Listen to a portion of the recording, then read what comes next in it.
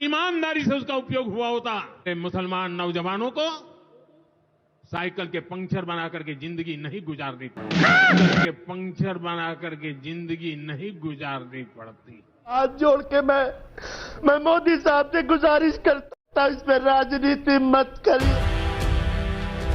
हाल ही में हरियाणा के हिसार में एक जनसभा को संबोधित करते प्रधानमंत्री मोदी ने वक्फ कानून को लेकर एक विवादास्पद बयान दे डाला है। उन्होंने कहा कि अगर वक्फ कानून को ठीक से लागू किया होता तो मुस्लिम युवाओं को साइकिल का पंक्चर नहीं बनाना पड़ता। इस बयान ने सोशल मीडिया पर तीखी प्रतिक्रियाओं को जन्म दे दिया है।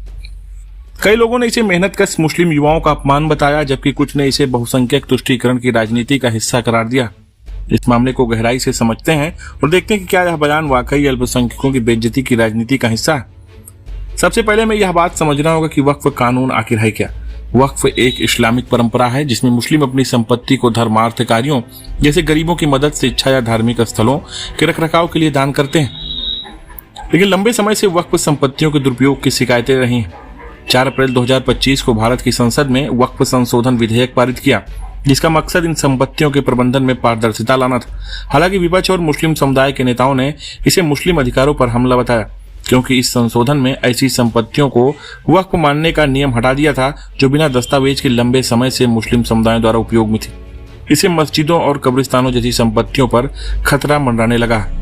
मोदी का बयान इसी संशोधन को समर्थन देने के लिए था, लेकिन इसने गलत संदेश दिया। साइकिल का पंक्चर बनाना कोई शर्म की बात नहीं, यह मेहनत और आत्मनिर्भरता का प्रतीक। लेकिन इसे तंज के तौर पर पेश करना न केवल मुस्लिम युवाओं का अपमान है, बल्कि मेहनत की कद्र करने वाले समाज के मूल्यों पर भी सवाल खड़ा करता है। एक्स यूजर बहुजन हितैषी ने सही सवाल उठाया कि अगर पंक्चर बनाने का काम न करते तो ये युवा क्या करते। देश में बेरोजगारी चरम है।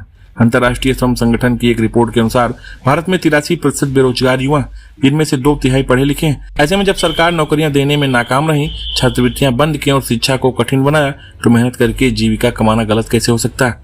अशोक शेखावत ने भी इस बयान की आलोचना करते हुए कहा, बीजेपी को अचानक गरीब मुसलमानों की चिंता होने लगी, लेकिन असल में यह वक्फ कानून अपने लोगों का फायदा पहुंचाने के लिए बनाया गया। यह सवाल जायज है कि अगर वक्फ संपत्तियों का दुरुपयोग हुआ तो इसके लिए जिम्मेदार राज्य सरकारें और नेता कौन है। बीजेपी इसकी आड़ में बहुसंख्यकों को खुश करने की कोशिश कर रही है, लेकिन मेहनतकश युवाओं को नीचा दिखाना कहां तक उचित। मोदी का बयान उनके ही नारे सबका साथ सबका विकास की खोखला साबित करता है। एक तरफ वे पकौड़ा बेचने को रोजगार बताते हैं, लेकिन दूसरी तरफ साइकिल का पंक्चर बनाने वाले युवाओं का मजाक उड़ाते हैं। असल में यह वक्फ की चिंता है, न मुसलमानों की, बल्कि एक खास विचारधारा को बढ़ावा देने की कोशिश है। ऐसे बयानों से समाज में नफरत और विभाजन ही बढ़ेगा, विकास नहीं।